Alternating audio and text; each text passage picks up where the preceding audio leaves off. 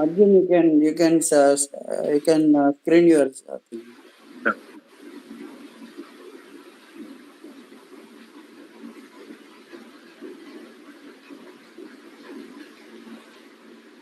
So he has to stop presenting.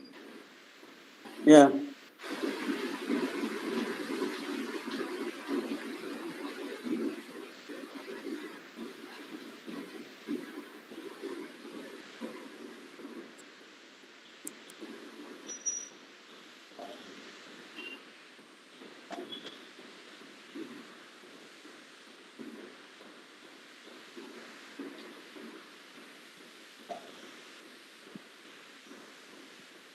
QS, you can start presenting, sir. Let Arjun. 1 minute. I'm just open.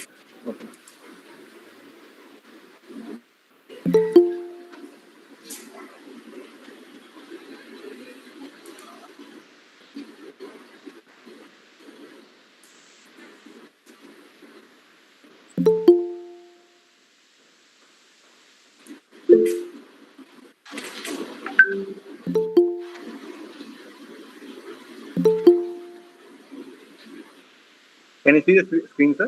Yeah, it's visible. Yeah, visible. Okay. So should we wait for some more time before we start? Yeah, just few, 1 or 2 minutes. Akila, you can start recording. You can start recording.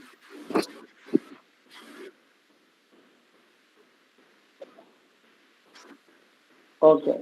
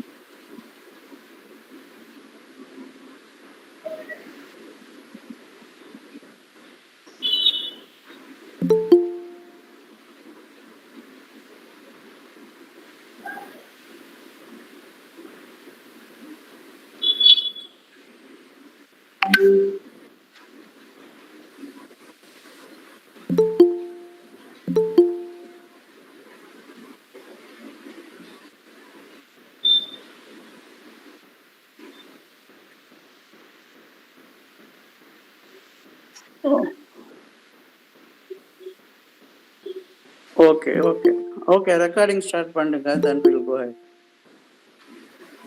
Okay. Yeah, you can start the recording.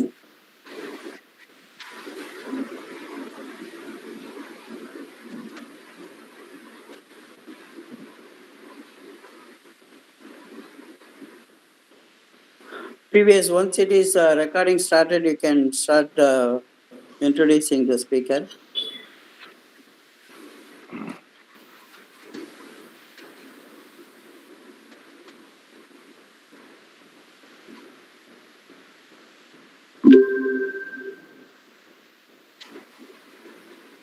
Okay, sir, we'll start now. Okay. Good evening, participants. CSI Chennai, ACM Chennai, and IEEE CS Madras chapters cordially invite you to a webinar on Demystifying Cryptocurrencies by Mr. G. Arjun Vijay, co-founder, Chief Operating Officer, Giottus Technologies Private Limited. Cryptocurrency is digital money, which means it can be stored on your computer or phone and person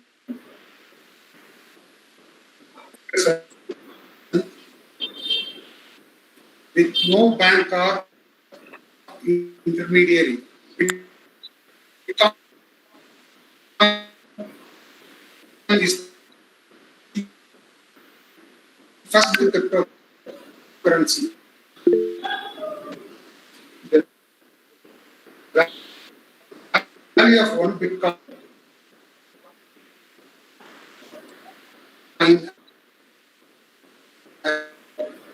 has grown.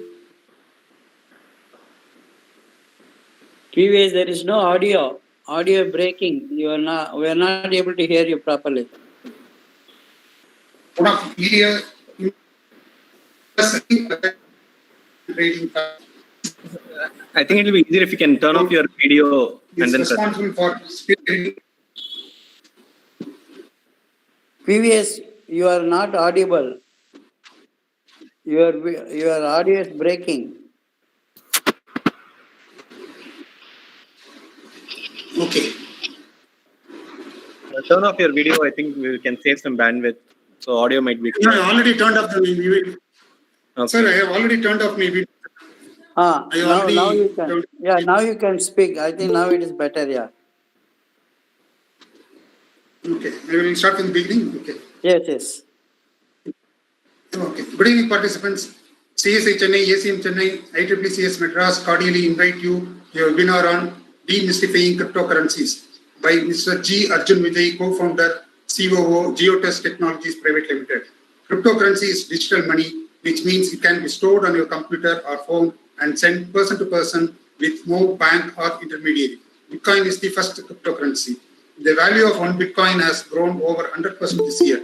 Why do people give such high value to an invisible digital asset that is not backed by any physical asset? What is Bitcoin? Why do we need a Bitcoin? How Bitcoin works? The speaker in this webinar will provide answers to these questions and more. Mr. Arjun Vijay is the co-founder and chief operating officer of Giottus Cryptocurrency Exchange, one of India's leading digital assets trading platform. In his current role, he is responsible for spearheading the business by building strong partnerships and taking care of daily operations. It was his passion and interest in cryptocurrency exchange that he created the world-class cryptocurrency trading platform that provides powerful tools and technologies that are easy to use and makes it possible for anyone to master this trade. He is striving to keep innovating, remain customer obsessed, and to be a go-to platform for virtual trading. His ability to provide solutions by his innovation and out-of-the-box thinking comes with his experience across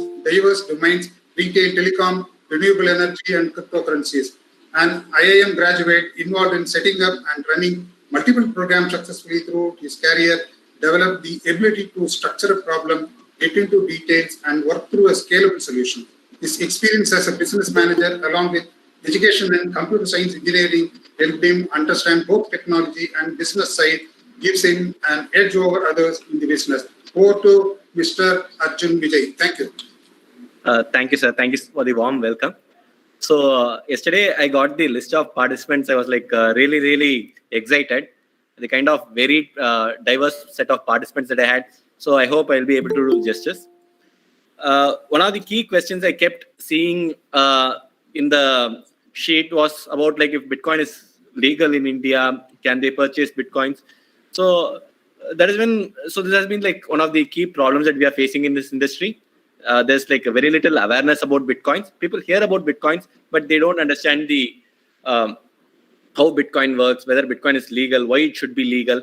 So I find this opportunity a great chance to demystify cryptocurrencies and explain in detail why it is so important and how it is so important and how it is going to disrupt cryptocurrencies. How it is going to disrupt the world. The 1 hour session that I'm going to have, it's going to be like slightly difficult to cover the entire spectrum, but I'll be happy to take some of these conversations offline. You can always reach out to me, so that this is just a glimpse of the possibilities in this field, right? So let's start. So the last couple of years, you see a lot of hype around blockchain, Bitcoin, cryptocurrencies, right? So you see Zuckerberg, he kept talking about cryptocurrencies. Within a year, he launched something called a Libra, which is not a cryptocurrency, but it was using cryptocurrency technologies for financial distribution, right? Then we have Jack Dorsey, the second biggest social media network. He's also talking about cryptocurrencies. He actually supports cryptocurrencies in a big way by providing engineers pro bono. Like, he doesn't charge for anything, and he's setting up crypto desk. His app, Cash, it provides a way to purchase cryptocurrencies in US, right? Why are these people so interested in cryptocurrencies? And as an audience, why should you be interested in Bitcoin and cryptocurrencies, right?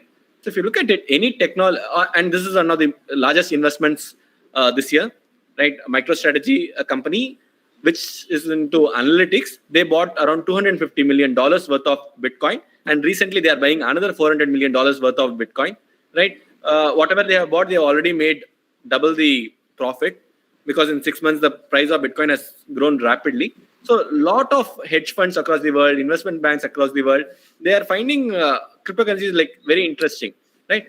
So in this presentation, I will also try to see both, right? Why it is so important, why is cryptocurrency so hyped, at the same time how it actually works, right? So why we are actually focusing on this kind of frontier technologies is, if you look at any technology, it goes through a cycle, right? Be it computers, be it internet. The guys who are in the early stage, if you look at biggest guys, right? You look at Zuckerberg, he was in the early part of the social media time. Bill Gates, he was there when the computers just started getting into homes, right? So it is very important that we focus on technologies that are disrupting and then the early stage, right? It's like not everyone gets a chance to be part of the innovators. Some people get the chance to be an early adopter, and a lot of people get a chance to be in the early majority. The earlier you adopt a technology, you understand a technology, the higher the chances are you're able to use it for your greater good, right? So now we start off with what is Bitcoin. So as already explained, Bitcoin is the first cryptocurrency, and it's the first application of blockchain. Before Bitcoin was introduced in 2009, there was no concept of blockchain, and there was no other concept of cryptocurrencies, right? If we try to explain what is Bitcoin, right, rather than talking about the protocols, how it works and all those things, let's try to understand what are the use cases, what are the applications of Bitcoin, right? Generally, we have to work backwards, right? Why it is created before we talk about how it operates. With respect to Bitcoin, the first and foremost it promised was trying to replace US dollar, right? And other reserve currencies and other currencies. Bitcoin tries to be like a rupee, like a US dollar. You'll be able to spend Bitcoin, purchase goods. You should be able to pay Bitcoin online, right? It should be able to replace the fiat currencies that we have. Already a lot of enterprises like Wikipedia, Expedia, Microsoft, Burger King, a lot of them accept Bitcoin, right? The second thing is, see, if you look at financial ecosystem, there are a lot of things, right? There is, when you swipe a credit card, there is like a Visa, MasterCard, there is a issuing bank, there is a receiving bank, and over this network, rupee gets transferred, right? With respect to Bitcoin, everything is actually called Bitcoin. The network is called Bitcoin, right? The protocol is called Bitcoin, and the unit of currency that is being transacted, that is also Bitcoin. Right. So Bitcoin is also a protocol. It has its own set of rules, what is allowed, what is not allowed, how certain things should be performed, like what is the maximum capacity of the transaction, how Bitcoin should be produced. Everything is inbuilt within the network. The next thing we can talk about is the closest comparison we can have for Bitcoin is actually not US dollar, it's actually gold. The way it has been designed, right? What are the good qualities of gold? why has gold become monetary? Like for 2000 years, 3000 years, we have been using gold, right, as a store of monetary value. Why is gold so important? Because it is durable. Like even after 10,000 years, gold remains gold, right? You can divide gold into finely small particles, right? 1 gram, 2 grams. You can make small coins. And apart from that, the biggest advantage gold has is the scarcity. Gold is actually not produced in Earth. Gold is only produced in the core of stars, in supernova events, right? That gold that got distributed billions of years ago in Earth, that is being mined now, right? That is the reason gold is so scarce in the Earth.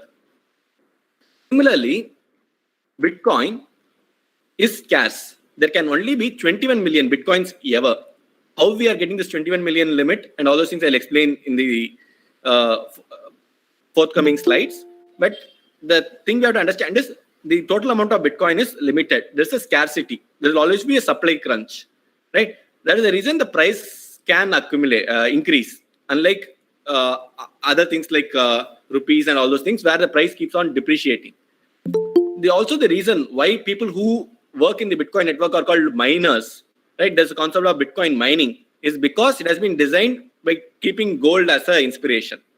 And as I already explained, Bitcoin is also a payment network, right? If you are a merchant, if you want to accept some kind of a monetary thing, you can either have a card machine that accepts a Visa or MasterCard, or you can just have your Bitcoin address converted into a QR code and accept coins directly, right? So this is also a payment network. And the next important thing how we can look at Bitcoin is very similar to email. Just like how, rather than going through a long route of communication, like how a post office works, right? I am able to directly communicate with someone in Washington, someone in New York, directly, right? A peer-to-peer communication is able to happen. And that has like kind of made last 40 years of innovations possible. Similarly, Bitcoin works like peer-to-peer transaction. If I'm sending some email to someone in US, in a similar manner, I can also send Bitcoin to that person. I don't need to go through any intermediary.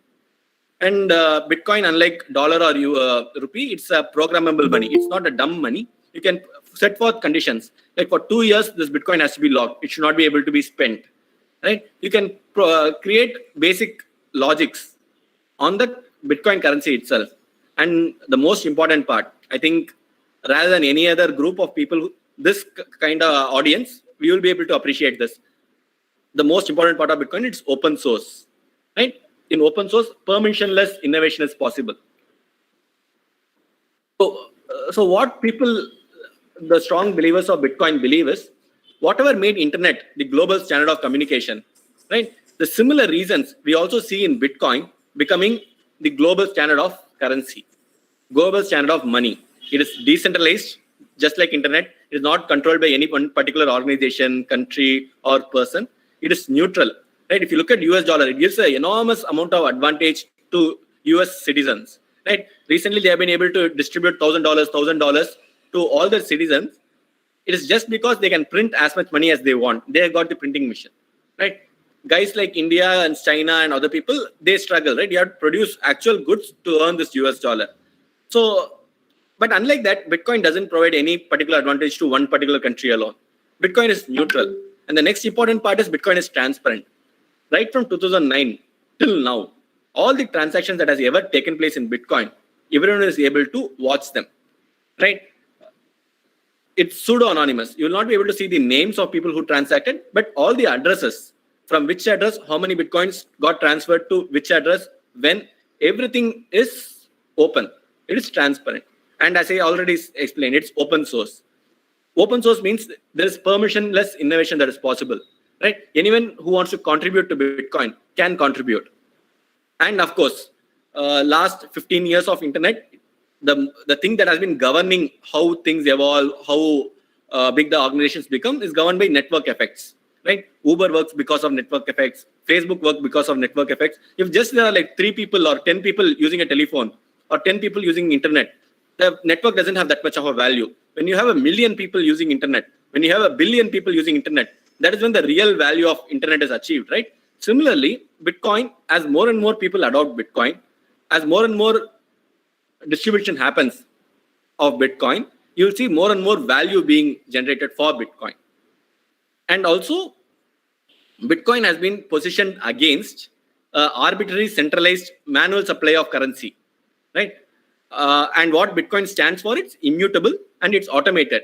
Bitcoin is not governed by a set of politicians or governments or anything. It is governed by mathematics and science and encryption, right? Something that we can all believe in, right? As a computer science society and IEEE, we believe in code, right? And code is absolute. There's no way someone can go ahead and tamper it. So Bitcoin provides a way of becoming the global standard for money. And as I said, see, even right now, when I buy a laptop and I install Windows, I am spending 7,000 rupees, 8,000 rupees for just the operating system, right? But if you look at mobile phones, we are getting smartphones for as low as 2,000 rupees, 3,000 rupees. How is it possible? It is possible because of open source, right? Android has made possible that phones are democratized. And everything else that we use, right? We use Wikipedia, we use Linux, we use Chrome, we use Mozilla Firefox. All the open source technologies have made our lives so easy, right? Similarly, what if this kind of open source benefits, it can be brought to other internet applications. If it can be bought to fintech, the amount of value that can generate and get distributed among people, that is going to be enormous. We are going to see a lot of this in the forthcoming slides about how Bitcoin unlocks value and distributes to people, how Bitcoin gives the power back to people. We are going to see in the coming slides, right? Before we understand how Bitcoin works, we need to understand how a typical digital infrastructure works, right? When I'm going to make a payment of 1,000 rupees to someone, say Ramesh, right? It goes through a series of hops, right? I'm sending it to my HDFC bank. HDFC bank talks to the NPI server. NPCI server, it talks to the receiving bank, and the receiving bank then credits that amount to, say, Ganesh, right? It goes through 3 or 4 steps. There are a lot of intermediaries. So why do we need intermediaries? If you look at physical world, cash doesn't require an intermediary. If Ramesh is paying Ganesh 10 rupees, it doesn't go through a system. It directly happens. But in digital ecosystem, we are in need of intermediaries. 2 customers cannot transact directly, right? Why? Because there's a concept of double spending. A simple 10 rupee note or a 100 rupee note, if I'm paying to Alice, I cannot give the same copy to Lisa, right? Because then it becomes a counterfeit note. And there are ways we can identify a counterfeit currency, right? Whether the design is wrong, the quality of paper is not there, they miss small details, right? At some point of time, we are able to identify the counterfeit currency, which is original and which is duplicate. But when we come to the digital world, there's nothing called a scarcity, right?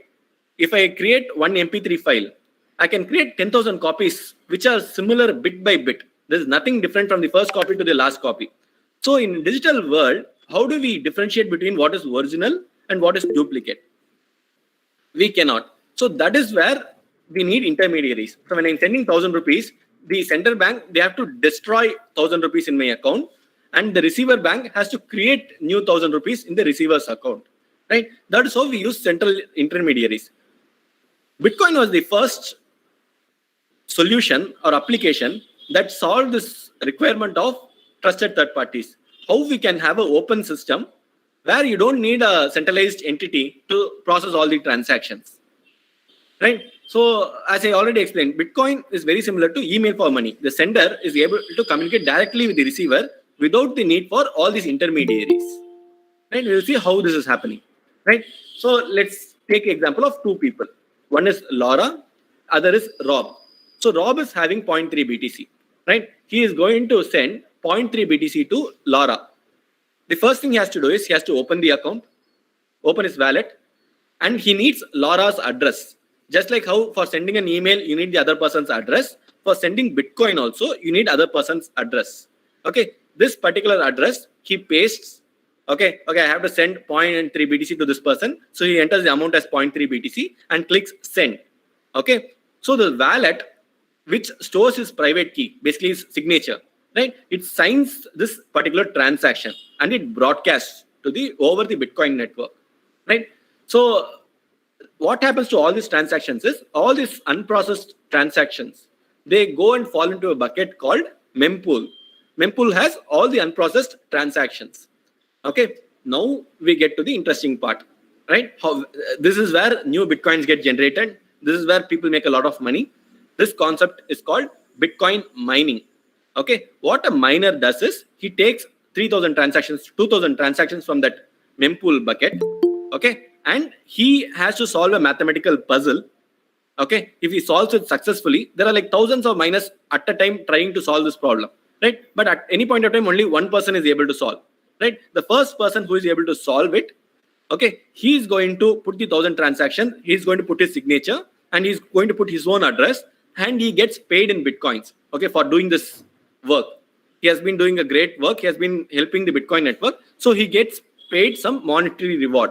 We will see in detail how that reward is, how the reward is structured, what he actually makes, right?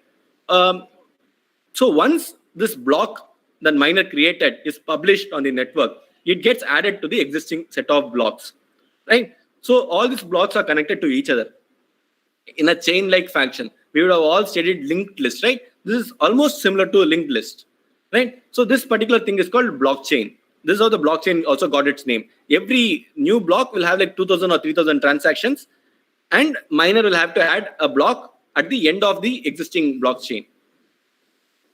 So once the block is included into the blockchain, you can see the Laura has received 0.3 Bitcoins and Rob's account has been reduced by 0.3 Bitcoin, right? In between, a lot of audits also takes place. So before processing the transaction, miner has to verify, okay, this Rob says he wants to send 0.3 BTC. Does Rob actually have 0.3 BTC to begin with? Okay, if Rob has 0.3 BTC, where did this 0.3 BTC come from? Okay, he has received from, say, Ram. Okay, where did Ram receive this 0.3 BTC from? So it follows the entire chain of command and tries to find the origin. Okay, so every time a transaction takes place, an audit is being performed. So that is the reason you don't need a separate audit for a Bitcoin network, or for that matter, blockchain networks, right? Why a lot of banks and financial entities and other people are looking for blockchain solutions is auditability is built within the network itself. You don't need a separate system to do the audits. Every transaction, we try to come to a consensus, the reconciliation happens, and there is ensured that if Laura has 0.3 BTC, Rob should have been deducted of 0.3 BTC. You cannot create Bitcoins out of thin air, right? So we will see what happens, right? So first I will give you some demonstration, okay?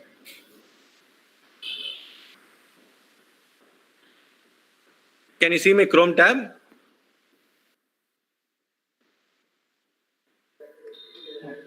Yes, sir. Yes, Okay. sir. Okay. So typically there are like a lot of websites like this. You can write your own software to create Bitcoin address. I'll say how a typical Bitcoin address looks like. So what I'm trying to do is I'm trying to do a lot of mouse movements. Okay. Using this randomness, it's trying to create a generated random number. You can also do typing random gibberish text. Okay. Based on this, it creates a pair of a Bitcoin address and a private key. So this particular thing is the Bitcoin address. This is similar to your email address. This is what you share to people to receive Bitcoin. And this is something that you have to keep as secret. Okay. This is the key that unlocks this wallet. Okay. This is similar to, this is basically the private key, right? So this is kind of becomes the locker number or your account number, and this becomes your password, right? The one who has the password, he will be able to sign any transaction out of this wallet, right? If we look at bitcoin.com, or sorry, btc.com, see, as I said, these are the blocks. If you look at this, this is 6,61,469th block. Okay, this is the last block that was created 6 minutes ago. Okay, the first block would have been created in 2009, right? So over the period of 10, 11 years, we have got 6,61,000 blocks that have been created, right? So if you take this block, for example, this block has 2,814 transactions, right? So each block will also have to include the previous block's hash, right? Now, I'll go back to my presentation. I'll explain how this thing works, right? So there are 2,800 transactions in that block, right? So what they try to do is, for each transaction, they find a hash. Typically, they use SHA-256 hash, right? Once that hash is found, they combine hash of the transaction 0 with the hash of transaction 1, okay? And they find a new hash, right? Similarly, hash of transaction 2 we find, hash of transaction 3 we find, and combine them, find another hash. Now this particular hash that we found in the first step and the hash that I've found recently, we combine them, find another hash. So we keep on build this tree kind of structure. So all the 2814 transactions, they form the leaf nodes, right? And at the top sits the root hash. This root is called the Merkle root. Why is this so important? We will see in the future, right? So any block should have this Merkle root. It should have this. Wait.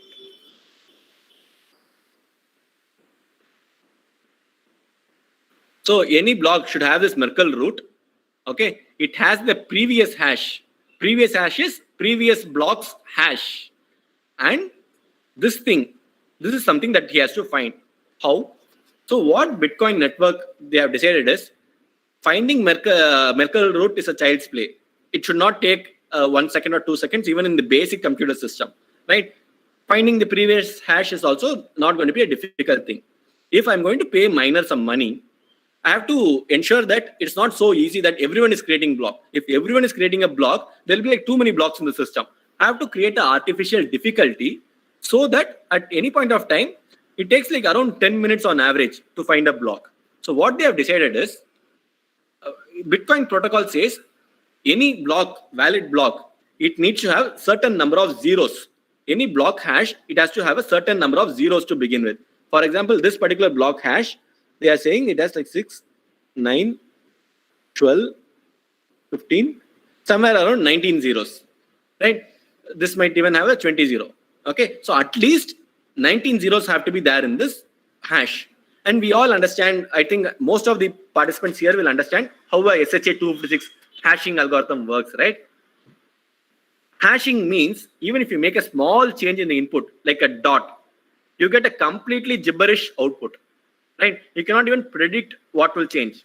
It is not going to be just that the last few digits change. The entire hash will change if you even add a small dot or remove a single character from the input, right? So what they have to do is, this nonce I spoke about, right? This is the nonce. They have to do a trial and error with this set of transactions, with the set of Merkle root, with this kind of previous block hash. I have to add a nonce such that the overall block hash starts with 19 zeros, right? So I try with 1. Nonce is equal to 1. What is my hash? Okay, I'm not able to find. Okay, nonce is equal to 2. What is my hash? Okay, it's not working. Nonce is equal to 3, 4, 100, 10 million, 100 billion, 10 trillion, right? 15 quadrillion. For certain value, right?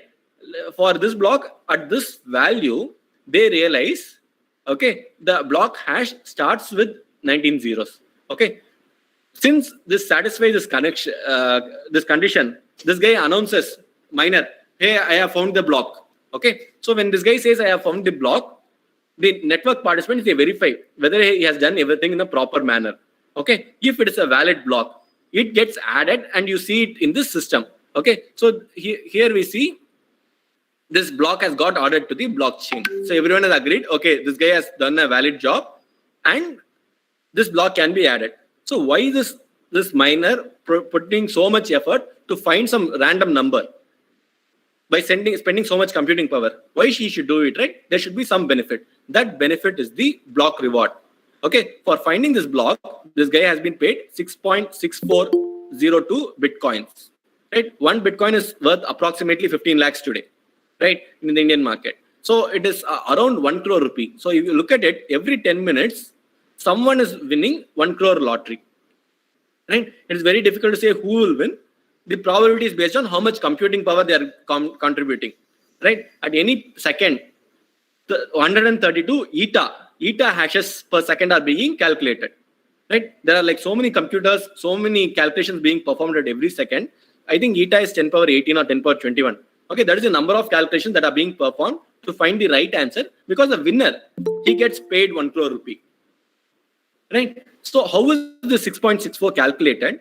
When it all started in 2009, anyone who found a valid block, he was paid 50 bitcoins, 50.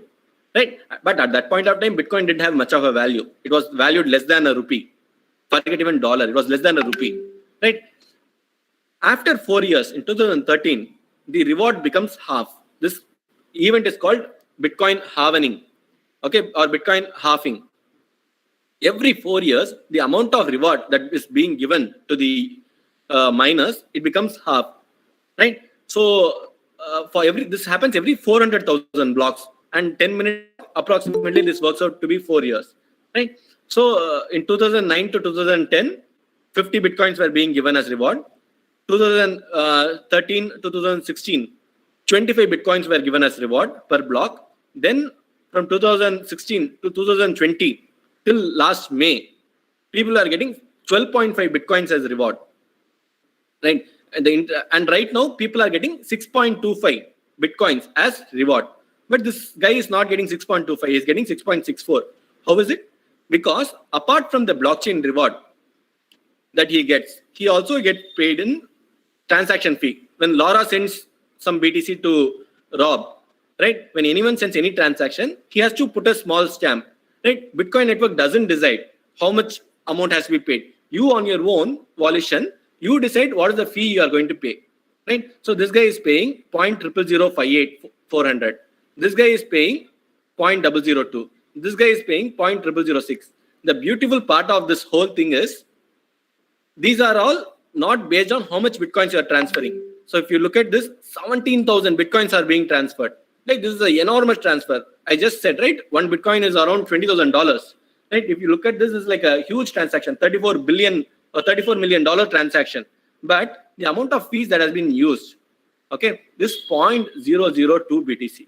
This guy is transferring just 6 bitcoins, right? For him, the fees is actually just 1/4 of it, right? So it only depends on how much data you are using. If you look at the fee, it is mentioned in virtual bytes, V bytes. Okay, so irrespective of amount of transaction, you only pay for the data size, right? It is like an email, whether it has like a letter, whether it has 2 words or 10 words, you are putting the same stamp, right? Similar concept. So all this transaction fee also go into the miner's pocket. So this miner, he would have generated an address like this.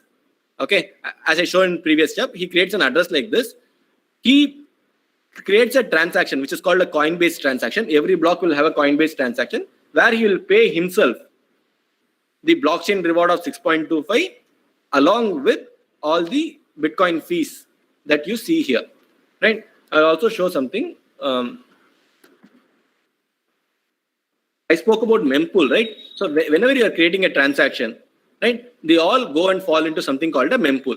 So this is what you call a mempool. Okay, mempool has all the unprocessed transaction. If you look at this point of time, yesterday night, there were around 35,000 unprocessed transactions. Whenever a block is created, okay, there will be like 2,000, 3,000 transactions that get reduced. Okay, sometimes for a long time, right, one block was found in 246. The next block was found in 346. Like 1 hour, there was no block that was being found. What happens is the number of unprocessed transactions from 11,300, it became 23,000. Right? So this is how you look at the mempool. Right? As I said, people decide their own fee. The guy who was sitting in the blue, right, he has to wait for like lot of hours. He has paid just 1 Satoshi per V byte. 1 plus means 1 Satoshi per V byte. He's paying a very low fee. That means he has to wait for a long time. The guys in the green, they pay decent fees. Sometimes they also have to wait, right, but not as long as the blue guys, right? So these guys, the green guys are paying around 20 or 17 or 14 Satoshis per V byte. The guys in the brown or in the yellow, these guys are the rich guys, right? They want the transaction to happen immediately. So they pay extremely high fees, right? They pay, some people pay even 300 Satoshis per V byte, right? The guy who was sending 17,000 Bitcoin, he can afford to pay even 5,000 Satoshis per V byte because it's a very important transaction. This is almost like surge pricing in Uber, right? Based on demand and supply, you can decide your own fee. And the miner, for him, it's very lucrative to pick the fee with the highest transaction with the highest fee. So mostly the higher fee transaction, they get picked first so that the miner gets paid more. Right? Having explained this, okay, we are coming last 20 minutes, right? So this is how it works, right? Every block has a Merkle root. Okay, we see here Merkle root, the hash of the previous block, and the block transactions. So block 2 will have this block hash, right? Whatever hash we found, that becomes the input of the next block. we put the Merkle root for this block 2 transactions, and we also add the nonce that we explained earlier, and we find the hash such that it has 19 zeros. Why do we do so much complex calculations? This is because first we understand why the Merkle root is important. What happens if I want to tamper this one particular transaction? If I remove this transaction, I want to delete it. If this transaction is deleted, Rob has no longer paid Laura. The 0.3 Bitcoin stays with Rob. If this is that particular transaction we are talking about, if you can make this transaction disappear, then that means the payment never happened. It is like you gave a check, but the check you tore off. But we say Bitcoin is tamper-proof. Why do we say that? We say it is tamper-proof because once you remove this transaction, this hash becomes null, okay? Or you replace it with some other transaction. You find a different hash, right? It's not the same hash. Every transaction will have a different hash. So because this hash is changed, this hash will change, okay? It will keep on be propagating. Finally, this root hash, this will also change. If root hash is changing, you have to find a new nonce because the existing nonce, it was giving you 19 zeros. But with this root hash, you will not get the same nonce. Right? You have to find a new nonce. So it is going to take so much difficulty. Right? Now, if you want to make any changes in the transaction here, right? And we already have like 10 blocks or let's say 3 blocks. Now, because this changed, because this changed, the hash here changes. Because this changes, this becomes the input for this block. So again, you have to find a new nonce because the input of the previous block has changed. Okay. Because of the new nonce, you will get a new hash here. That becomes the input of the next block. Again, creates a problem. So it keeps on propagating the entire blockchain ledger. All the blocks, they become invalid blocks because they no longer agree with the protocol. Right? So that is the reason why people say Bitcoin is tamper-proof. If you take the land records, if you delete one page, okay, if you tear off one page, it's still valid, the rest of the transactions, right? But doesn't happen with respect to blockchain. If you remove one block or one transaction, everything that follows becomes invalid. So you have to calculate new nonce, and we already saw that calculating new nonce is not so easy. You have to spend so much computing power, and even then across the world, only 1 or 2 people get to solve this. Okay, I showed these things, creating address, mempool, block explorer.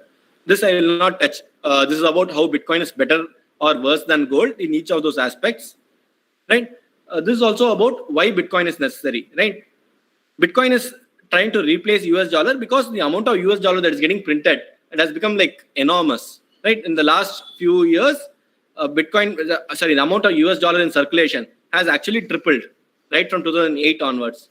But this is not the full story. This is something, this slide I used in a presentation in March, but then the COVID happened. So now the same graph, this is how it looks like, right? Whatever was happening before, this makes it look like a child's play, right? $2-3 trillion have been printed out of thin air and distributed to people. So what happens is, so we keep talking about a land in Anna Nagar used to be so cheap, 10,000 rupees. I used to have full meals with 1 rupee 20-30 years ago. It's not that the food items have changed. It's not that the food items have become costly. What has become costly, this thing is, the buying power of rupee has decreased. The more money, more rupee government prints, as the more money comes into circulation, the amount of things it can purchase reduces, right? This is a famous example. This is what happened in Zimbabwe. When Zimbabwe government found that they don't have enough budget to do something, they just printed money. At some point, they were keep on printing money. This is how it looked like. You want to purchase groceries, this is how people used to take cash to the market. So one BBC reporter asked a guy, "You are carrying so much cash. Are you not afraid the cash will be stolen?" That guy said, "No, I'm afraid my wheelbarrow will be stolen. My wheelbarrow is more costly than the cash I'm carrying." Right? At some point of time, Zimbabwe, they printed $100 trillion.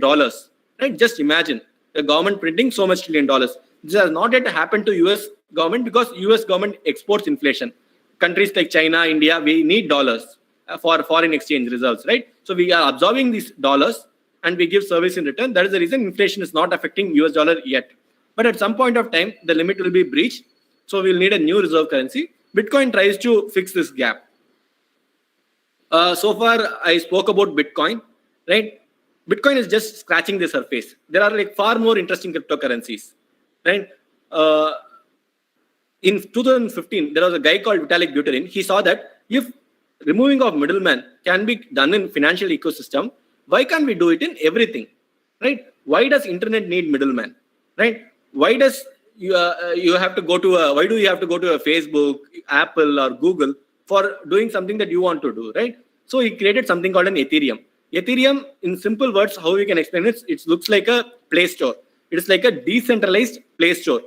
It's equivalent to App Store by Apple or Google Play Store. Any application that you want to create, you make it decentralized and launch it on an Ethereum platform, right? The simplest example I will say is, right now, look at Uber. What it does, it matches a driver with a rider, which is a very simple algorithm to start with, right? You find what is the proximity of each of the rider with each of the drivers. So when rider requests, okay, you find the nearest cab and allocate him. For this service, they are charging 30% cut on every transaction. So if I'm paying 300 rupees for a transaction, I am paying only 270 rupees to the driver, 210 rupees to the driver, and 90 rupees goes to the Uber, right? Uber, for doing the simple task, he gets paid so much. That is the reason it's valued more than like $100,000. Sorry, it's somewhere around like 50-60 billion dollars, right? The worth of Uber, right? If you can put the same algorithm in a dApp and launch it on Ethereum, it becomes like open source version of Uber. Anyone can participate in this network, and what payment they have to do is the transaction charge is very simple. Just like how you pay money for using AWS for the computing power you use, how much computing power of Ethereum network you are using, based on that you will pay a small fee. This will not going to be huge like the 30% cut. So this is just one example I'm talking about. Like hundreds of applications can be done in this way. Why do we need a centralized person like Amazon? Why do we need a centralized person like a Google? Why do you need a centralized person like, say, Airbnb? Right? For connecting marketplaces, for connecting two strangers. Bitcoin True, you don't need a trusted third party. This load can be done by miners. The good thing about miners is anyone can be a miner. If I want to be a miner, I can be a miner. So all the problems we have been speaking in the last 5 years about increasing centralization, right? All our data is being in possession of handful of players, right? They're becoming too powerful. They control what we see, what we do, and all those things, right? So few years back, even I was worried, like what is going to be future of internet if only a handful of companies are going to control this entire realm, right?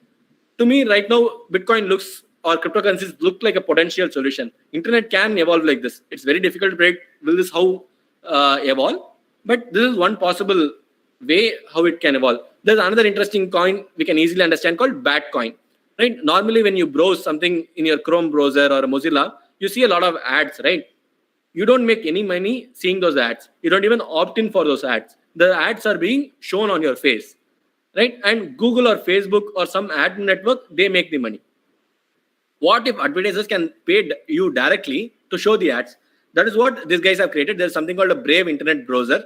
Okay, you can install that. And whenever so there's options. If you want to turn off the ads, you can turn off the ad and it looks like very much like Chrome browser. You can just keep using it.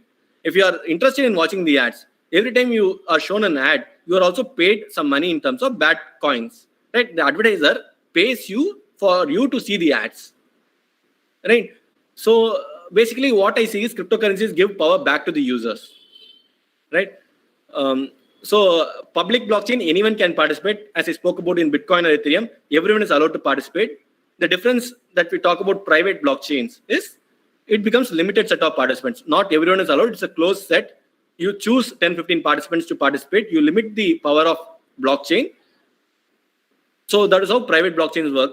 Like there are like a lot of applications that I already explained. Land records, if you can create similar structure, you can start proving provenance, like where did the product was produced, where it was traded, how it got sold, the entire supply chain in terms of land record, how a land title passed from one person to another person. So entire ownership can be traced back to this thing.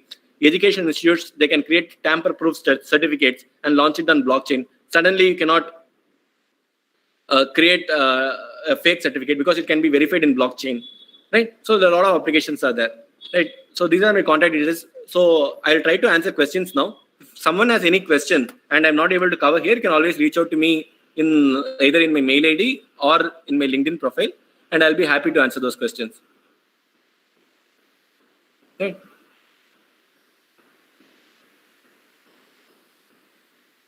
So any questions? Just 1 minute. Arjun, you're finished? Yes, I'm done with my presentation. Okay. Okay. Thank you, Arjun, for your overview presentation on cryptocurrency.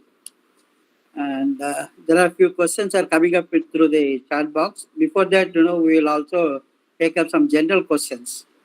Sure. You were mentioning about a lot of alternatives for the bitcoins are there. So they collectively they are called altcoins, right? Yes. So which is better to use the altcoins or Bitcoin as such? What will be the significance of this altcoins when there are so many things? Do they really survive in the market? Okay. So in terms of investment perspective, if we talk about, first thing is altcoins are not alternative for Bitcoins. They are like alternative users, right? As I explained, again, I'll take the example of Play Store, right? You don't have one app that solves all the problem. As I explained, Bitcoin solves the problem of currency. It tries to be a currency, right? Ethereum, it tries to be a platform where other people can host applications. As a competitor of Bitcoin, there are things like Litecoin. There's a coin called Tezos.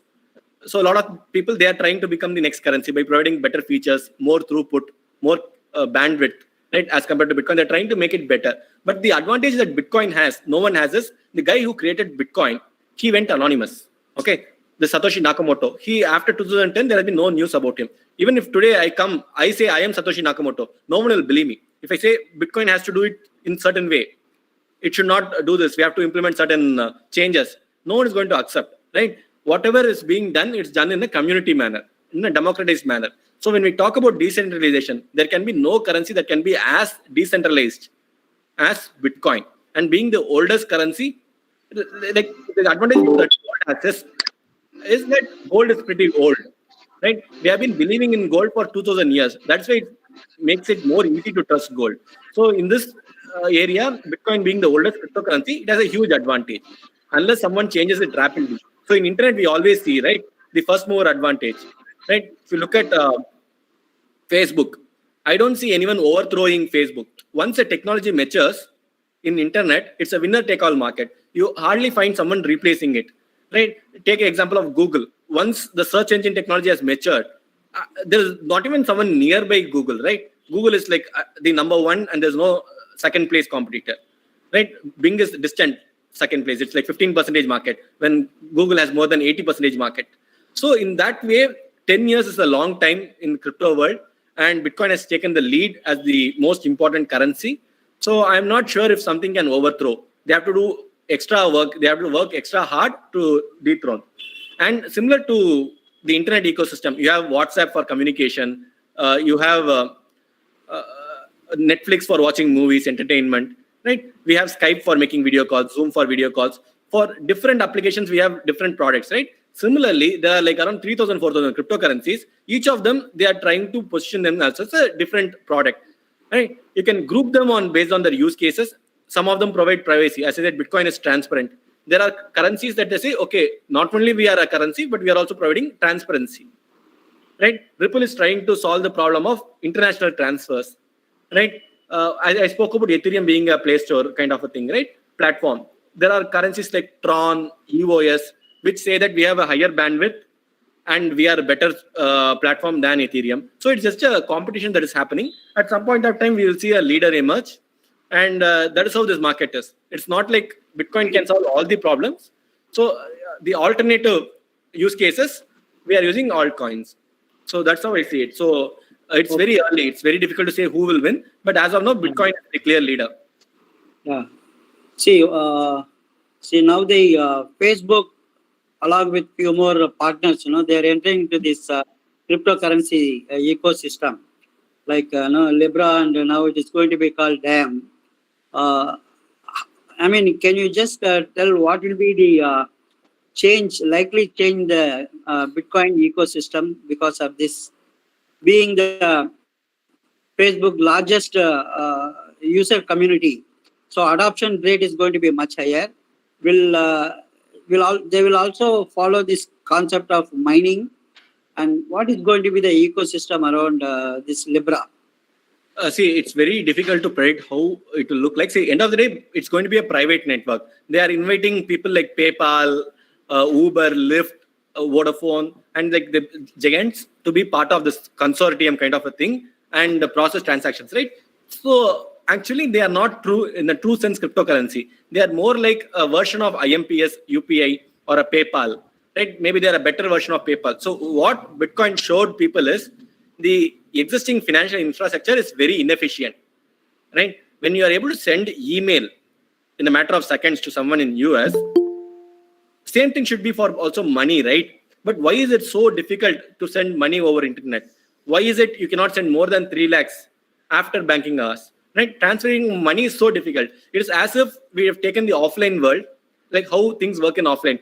In offline, you cannot send money more than 2 lakhs. You cannot send any money after the banking hours. So similarly, they take the same system and put it in digital.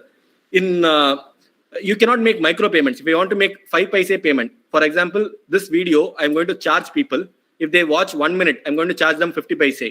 I cannot do that, right? The minimum transaction you have to do it do online is more than 2 rupees, right? So these kind of inefficiencies were there. If I'm sending money to US, it might take even a day or 2 or even 3 days. But actually what we are doing, there's no physical transfer of money, just transfer of data, right? So these advantages, the central banks, even governments are trying to bring their own digital currencies. China is already experimenting. A lot of other countries, they are experimenting, right? So these will bring these kind of efficiencies. But the real decentralization I'm talking about, the open source advantages I'm talking about, those advantages Facebook cannot provide.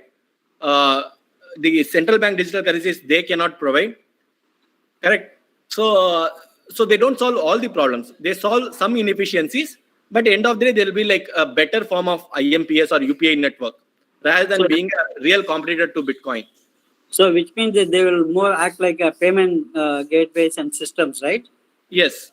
So in that case, how the people will do the mining? There won't be concept of mining, right? There. See, we should always understand that why do we need mining here? Mining we are required because you cannot trust a random person, right? There needs to be, they have to put some effort to create this thing. There is a protocol, right? If there's like one person, like if you are giving this authority to HDFC, they don't need to democratize it. They can themselves authorize the transactions, right? It will be a centralized entity. If it's a centralized entity, you don't need the concept of mining.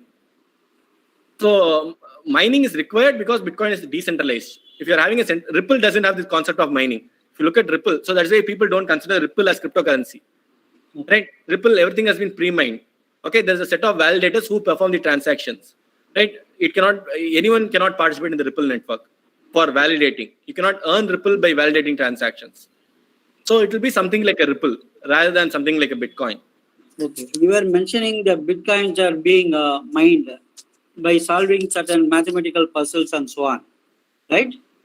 Yes. Who is seeding these puzzles? The puzzle I explained, right? That's simple. That creating that block, that hash that starts with 19 that is the puzzle. Okay. What they try to do is they change the number of zeros from time to time. That is also decided by maths. What they do is last 400 blocks. What is the time that has been taken for finding a block? I actually want it to be 10 minutes on average. If it has been 8 minutes, I increase the difficulty. I say, no, from now on, not 19 zeros, you find 20 zeros. Okay. If actually it's taking 15 minutes to find a block, an average, right? I say, okay, 19 zeros looks too difficult. Let's make it 18. So the difficulty adjustment happens automatically. There's no third person who is coming and saying, oh, no, I'll make it difficult. I'll make it less difficult. Mathematics governs Bitcoin. Okay. And I think the mining the Bitcoin, it consumes a lot of power, right? So there is a general feeling and things like that. Is there any estimate what will be the cost of mining a Bitcoin? See, you look at maths, right? So how business works. If I can spend 10 rupees and earn 11 rupees, I will do that, right? In any business, that's how people work, right? You have a margin. If I spend 20 rupees and I get 22 rupees, I will do that. So if someone is getting paid 1 crore rupees, okay, and the winner is decided based on how many computers he is putting into the network. Someone will be ready to spend 90 lakhs, someone will be ready to spend 95 lakhs. So overall, if you look at across the world, people are spending around 90 lakhs worth of electricity every 10 minutes. Right? But this is not a necessary condition. Bitcoin is not because of proof of work. It's not because of Merkle tree or any of those things. You can always change that. Ethereum, they are experimenting with something called a proof of stake. There you don't need expensive computers to run it. What you do is you replace that with a collateral based system. Okay, there are validators. I verify a transaction. If I verify it wrong, I lose my collateral. Right? So you don't need to have proof of work always. Proof of work actually was very helpful in stabilizing the network, securing the network, but doesn't mean that Bitcoin will always have this kind of a feature, proof of work feature, right? So yeah, in future, I think we can expect something like a proof of stake, delegated proof of stake, or something less energy consuming to come in Bitcoin. How can we convert Bitcoin into Indian rupees? So that is the service that Giottus offers, right? If you look at Giottus, our primary service is to provide a marketplace.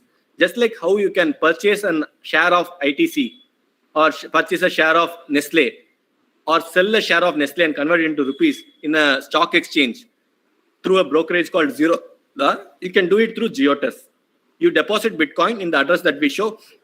Okay, before that you do a KYC, and after that you can convert it to INR. If you are looking to purchase Bitcoin, again, a lot of people have this misconception that you have to buy one whole Bitcoin. I don't have 15 lakhs. How can I buy Bitcoin? It is not so. You can buy 0.000001 Bitcoin also. For 100 rupees you can buy. For 2 rupees you can buy. It's up to you, right? So if you want to purchase Bitcoin, if you want to sell your Bitcoin, you can use services like Giottus. I'll be happy to guide you guys. Okay. Can you briefly explain about the security issues around Bitcoin? See, Bitcoin is very, very secure, right? We all in computer science, we always talk about bug bounty, right? Bug bounty means if I find a problem in Google, Google is going to pay me $100,000, $1 million. If you look at Bitcoin, the market capitalization is over $100 billion, right? If you can hack into Bitcoin, if you can find a method to create Bitcoin out of thin air, if you can find a way to make easy mining, like you find a shortcut to find a SHA-256 hash, right?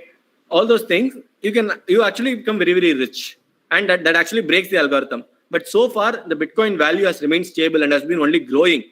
It means that no one has been able to hack Bitcoin yet. But however, I spoke about this concept of private key and public key, right? I explained how we can create an address and a password. Protecting the password is paramount, right? You are participating in the Bitcoin network through that password. If either someone steals your password or you lose the password, then you will not have access to your Bitcoins anymore. Okay, people talk about hacking. It is about hacking the user rather than hacking the platform. So that is where exchanges like us, we come into picture.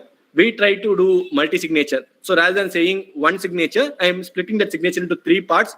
At any point of time, I need 2 signatures to verify the transaction. At any point of time, I can divide into 10 signatures and I need 6 signatures. We all hear the story, right? Where there will be 4 robbers. 3 of them have to come to get the reward and all those things. So similarly, here also, it's up to you how you want to create those security systems. And we are experts at that. So if Bitcoin allows you to be your own bank. If you want to store Bitcoin by yourself, you can do that. Otherwise, you need people like us to help you store those Bitcoins. And we use advanced methods to ensure the passwords remain safe and encrypted. Okay.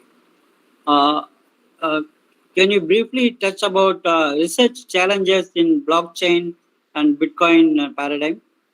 Very simple, right? The example that you spoke about, proof of work being replaced by proof of stake. That is one of the biggest challenges that we have in blockchain. Last 1 year, Ethereum Foundation has been sponsoring people, a lot of developers, they are working on this to solve it, right? How to make proof of stake work. That is one important application in respect to cryptocurrency. The second thing is everyone is working about increasing the bandwidth. Bitcoin at this moment, it can process only 7 transactions per second, right? Which is very small. If it has to become a global reserve currency, it has to process many more transactions. If you look, but what I look at is like it's like Internet of 1995. Internet of 1995, we used to use dial-up modems, 56 kbps, 28 kbps modems. Right? That doesn't mean in future we will not have a 4K video or a YouTube or a video call. It is definitely going to be possible. Bandwidth issues will get solved. It's a matter of time. right? So a lot of people are working. How do we increase the throughput? Right? There are different methods that are being proposed. They are trying to say we can use an efficient signature algorithm like Schnorr.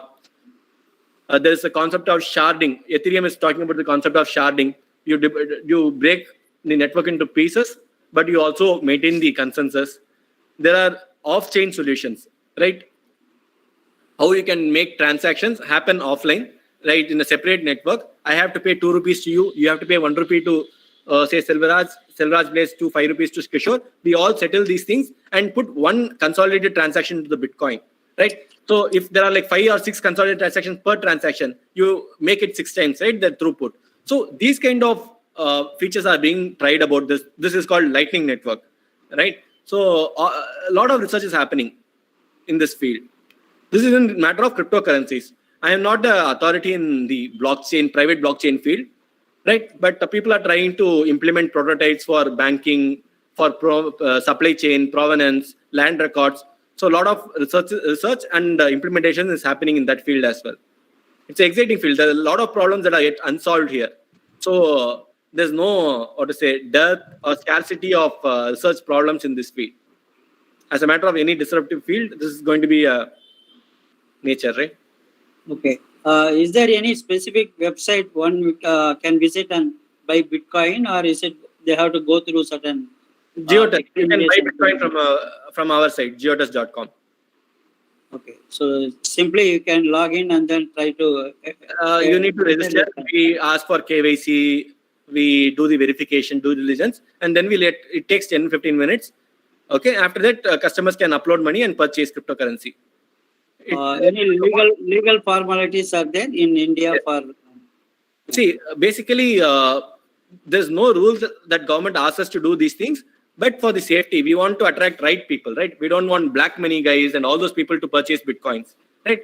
That makes the network bad, the people who use it bad. So we are trying to cater to the right set of users. All the exchanges in India, not just Giottus for that matter, we have these set of principles that we work with, right? We verify the user, whether it's a legitimate user, right? Whether Mohan sir is actually Mohan sir, we verify the PAN card details, right? We allow only Mohan to transfer from his bank account to make the purchase. So those legal formalities we follow on our own volition to avoid bad actors. Okay. See, recently the ransomware has become very, very popular, and then they are trying to get the money paid in Bitcoins, right? Most of the transactions, they require it in Bitcoins. How exactly people will go around this? From this, can you not find out who is the person who is trying to simulate the ransomware? Yes. So there are analytic solutions like chain analysis, like Coinbase analytics, right? A lot of, so as I said, Bitcoin network is pseudo-anonymous. You can find all the transactions. All you have to do is the mapping. So what happens is, for example, there is a ransomware in your system that is saying pay X amount of Bitcoin to this particular address. You can report that particular address to the Coinbase team or the chain analysis team. They will mark this as illegal. So even the law enforcement, they have started working with these kind of analytics firms. So they start marking these kind of addresses. So maybe even actually you pay those Bitcoins. Okay, they start tracking where this Bitcoin is moving. This address, this guy has transferred 0.2 Bitcoin to this particular address. And from there, it has been moved to this address. At any point of time, it touches exchanges like us, right? And we are working with chain analysis. We are working with Coinbase. We flag that account and then we can catch that person, right? So that is the reason bad actors, though people talk about how terrorists use Bitcoin, these guys use Bitcoin. Less and less people are using Bitcoin for nefarious reasons because regulations have become strong, analytics tools have become really strong, and it's very difficult. See, actually, a lot more corruption, lot more terrorist financing, lot more money laundering happens in US dollar 100 times or 10,000 times more as compared to Bitcoin, because US dollar is black box. Where money enters the bank, where it leaves, no one has any clue, right? But with respect to Bitcoin, everything is transparent. If you are able to do the proper data analytics, you will be able to find what happens, and not just that particular person. Anyone he has transacted within any point of time, either in past or in future, you will be able to track those people as well. So Bitcoin is very dangerous for terrorists actually. Is there a regulator for Bitcoin exchange in India? Not yet, not yet. So government has been forming two committees. They formed a committee in 2018. They formed a committee in 2019. But government is yet to come to a consensus. So far, Bitcoin has been legal, right? Bitcoin has never been illegal, right? From inception to till date, Bitcoin has never been called illegal by government. Government made this statement in Supreme Court. Government has made this statement in Rajya Sabha, Lok Sabha. So this common misconception is that Bitcoin is illegal in India. Trading of Bitcoin is illegal. Actually, it is not. Right, but SEBI and RBI, they are having this problem. SEBI says it's not a security, so it doesn't come under me. RBI says it's not a currency, so it doesn't come under me. So government has to decide whether it should be considered as a security or it should be treated as a currency, or we need to find a third body, right? Set up something similar to SEBI and then regulate this. Different countries are following different ways. Yeah. So which means the people who are accepting cryptocurrencies, they are taking risk of accepting, right? The traders in India. No, see, there is this concept of unenumerated loss, right? Okay. Doesn't mean that everything has been mentioned for it to be legal. For example, I'm giving you 5 books, right? Books are not legal tender. Books are not a payment mechanism. That doesn't mean someone can steal your book and you cannot complain, right? It's as good as this. Just because books cannot be a payment mechanism, no one has defined. It doesn't mean that for this seminar, I ask IEEE, only if you give 5 books, I'll make this video. You are going to give it. It doesn't make it illegal, right? Unless government specifically says these things are illegal, right? It's always considered as legal in the court of law. This was applied to data privacy as well. So the Supreme Court, this argument happened, right? Data privacy is not mentioned as a fundamental right. So the Supreme Court said that no, it doesn't matter if it's not mentioned, but unless you say data privacy is not a fundamental right, data privacy is actually the right of every citizen. Not everything has to be explicitly mentioned, right? So yeah, but it's completely safe to purchase Bitcoins. So I was working in Vodafone. I was working in another company called Amplus Energy Solution. We quit our business. We started this because it was legal. We don't want to spoil our lucrative carriers getting caught in shady stuff, right? There is real potential. That is why we are doing it. Okay. What are the practical software tools to understand blockchain and Bitcoin management? Is there any software tools? You cannot call it software. There are apps for management. For price tracking, you can use CoinMarketCap. For portfolio management, you can use Blockfolio, Delta. For purchases, you can use exchanges like us. We also have our own apps. Right? Bitcoin has its own node. Right? If you want to run a node, actually see how the transactions are coming, how it is being processed, you can run your own Bitcoin node. If you want to create private blockchain, there are applications like Corda, Hyperledger Sawtooth, right? So that is a separate area. So it's very specific. What kind of application you are looking for? What do you want to do with it? If you can decide, then we can talk about what is the software application for that. Okay. Can you briefly explain about this initial coin offer which accepts cryptocurrencies? So what Bitcoin has done is, like, if you look at Facebook, Google, you are not able to invest in those things, right? It's only, for a long time, it was only for the venture capitalists who can invest. VCs, large pension funds and all those things. Only when it enters stock market can normal people invest. That means some companies already become so much valuable before we can even touch it. But cryptocurrencies, Bitcoin, they kind of made it much more democratic. So if you think you can do the due diligence, you can invest in Ethereum, you can invest in Ripple directly, right? If I am coming up with a new project, either I can go to VC, pitch them, get $2 million, or I can do a crowdfunding. Okay, ICO is a way of crowdfunding. But the problem here is venture capitalists, they are knowledgeable. They do a lot of due diligence before putting money on just an idea. When Uber was just an idea, someone put a lot of money in that, right? When the product was not established. So if you can do the due diligence, if you can think this project has promise, right? You can do the analysis and the team, then you can go and invest in these projects, and this is called ICO, right? For example, I'll take the example of Uber, my favorite example, right? I am going to launch an Uber. I'll say I'm giving 1 million Uber tokens for free, not for free. I'm going to charge only 50 paise rupees for 1 million Uber tokens. I will use this $500,000 to develop the project. Meanwhile, this, once it's launched, it can be valued very, very high. But we should always remember, 90% of the startups will fail, right? So if you are willing to take the risk, you can go ahead and invest in ICO. again, Bitcoin is a very risky thing. Ethereum is a very risky thing. Any nascent technology comes with a lot of risk because the future is very uncertain. But the risk also comes with returns, right? 10, 15 years back, if you studied cloud or you worked on app, it was a risky thing. What apps didn't have future? But those guys who took that risk, they get benefited. And of course, there will be failures as well. So if you have the risk appetite, you can go ahead and do these things. Bitcoin is risky. Ethereum is slightly more risky. Other altcoins are slightly even more risky. ICOs are very, very, very high risky. But if you want to have high returns and you're saying, okay, this is a lottery ticket, I don't mind losing 10 rupees. Maybe I'll put 2 rupees in that. You can try those things. Okay. There's one more question coming up. It is a Bitcoin and blockchain is used for secure open transaction. Then why they are for trade or market such as why they are not in trade for markets such as gold? Something okay is the I didn't get the question. no, I mean still that ambiguity is there in the question. Dr. Kannan, would you like to ask the question? Dr. Kannan? See, the question says Bitcoin and blockchain is used for secure open transaction.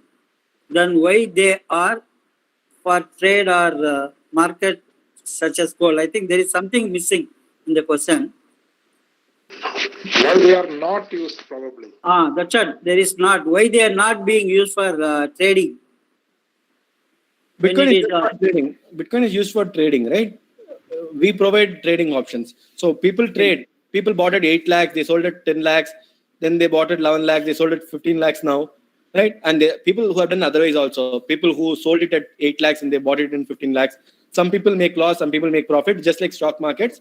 But trading is always available for Indians and global users as well. Bitcoin is regulated in Japan, South Korea, Australia, Europe, Germany, Canada, US. Everywhere there are exchanges which allow you to trade in Bitcoins. Okay. I think before we wind up, I would like to ask the last question. Now it is more of a, we want to find out there is some story like Bitcoin pizza story. Is it the real thing or it is only fictional thing? No, it is real, right? 2010, people are doing it as a hobby, right? You can you run a software, you get 50,000 coins, 10,000 coins. What are you going to do with that coin? People are joking, right? You are doing it in your computer lab. So people thought, okay, I'll force someone to accept this 10,000 bitcoins. The guy who got the 10,000 bitcoins, he would also not kept it with him. Right? Today, it is worth like 20, 30 crores. The 2 pizzas, like the most expensive pizzas ever. But at that point of time, it would have worth 10 rupees, 15 rupees only. Or maybe like 200 rupees, whatever was worth of the pizza. Right? Today, the Bitcoin price has appreciated so much. So we think that those pizzas, the stupid guys, they paid it for so much, right? Similarly, stupid guys it was a true story, right? It's a true story. 10,000 bitcoins were exchanged for 2 pizzas or something like that. Yes. Right? Okay. Thank you, Arjun, for your wonderful presentation and also very eminently clarified the various questions. Thank you very much. On behalf of the IEEE Computer Society, CSI and ACM, we would like to thank you very much for your time and effort. And of course, as you said, it is not a simple topic to cover in just 1 hour. And it requires a lot more clarity and few more doubts are still lingering in the minds of the people. Possibly, we should organize some half-a-day workshop wherein some more details can be shared. And even we can run this, whatever your demonstration you have demonstrated about the Bitcoin and some trading related things also can be demonstrated, that will be great. Maybe sometime we can, in the future, we can plan for such a session. I'm sure that you will definitely support us, right? Definitely. See, I would actually thank you for this opportunity, right? I see a lot of influencers sitting here. These people are not just students, right? There are professors and all those sitting. There's like a lot of misconception about cryptocurrency. Like unlike AI, machine learning, everywhere people talk only positive things. In cryptocurrency, you also hear a lot of negative things. People have this misconception, Bitcoin is illegal. Right? A lot of people are afraid to touch this space. Right? I'm happy I'm able to reach the influencers right? I will be also happy to do more sessions even in their colleges, and right. Basically, we have to ensure that the word about Bitcoin is spread. Right? There's more awareness about Bitcoin, and I'm really, really happy for. I want to thank you for providing the opportunity. Okay, Yeah. thank you, Arjun. And before we formally wind up our today's session, few announcements regarding our forthcoming programs. On 19th of this month, that is on coming Saturday, we have a program on cognitive computing for knowledge discovery in big data. On 22nd, we have a program on data privacy trends and challenges. On 26th, we have a program mainly for targeting the students, a job before graduation, placement tips for students. On 29th, we will be ending the year 2020 with a motivational talk on balancing spirit, mind, and body to live a full life. So these are our immediate forthcoming programs for this year in December. So we have already started sending announcements and links to register. Please do register and attend these programs and get benefited. So with this, we would like to formally wind up today's session. Thank you once again, Arjun and all the participants. So we look forward to seeing you in the next program. Sure. Thank you. Thank you and good night. Good night.